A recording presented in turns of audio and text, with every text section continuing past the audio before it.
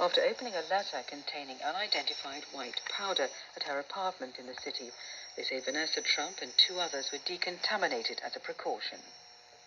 A French gangster who wrote a book about masterminding the bank job of the century has gone on trial 42 years after it happened.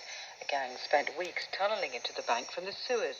Jacques Cassandre thought it was too late to prosecute him, but forgot there's no time limit on prosecutions for money laundering.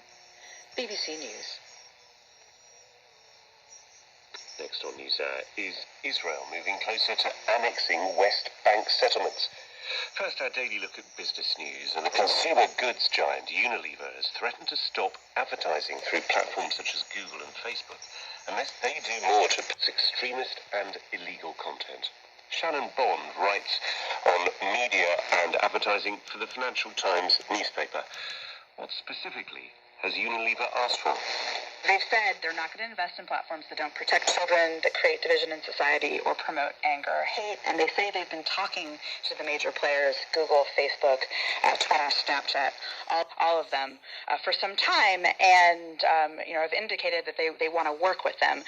So this is really, they're putting them on notice that they want to see continued improvement. And of course, this comes at a time when those companies are all under pressure from all sorts of stakeholders who want to see the internet cleaned up.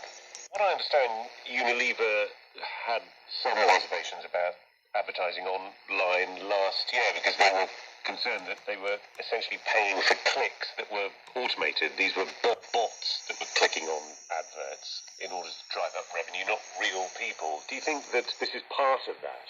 Unilever has definitely been one of the most outspoken critics of the digital advertising market. They've raised a lot of concerns about the measurement of digital ads, about whether real people are seeing the ads, about the metrics that these platforms are using to ensure all of these things. And so they've really been pressing on that. And they, of course, are also under pressure to cut costs more generally. So they've been reconsidering about advertising spending. And so, it's hard not to see this move in that light. They want to make sure that the money that they're spending on advertising is actually in front of people who are then going to buy their products, and they don't want to be associated with content that's going to turn people off. And I think the broader concern here you're starting to hear from these big advertisers is that if people are unhappy with the content they're seeing online, if they lose trust in what they see online, they're going to lose trust in those brands as well, and they might be less likely to buy from them. Do you think this could become a thing? Do you think Unilever is pretty big, but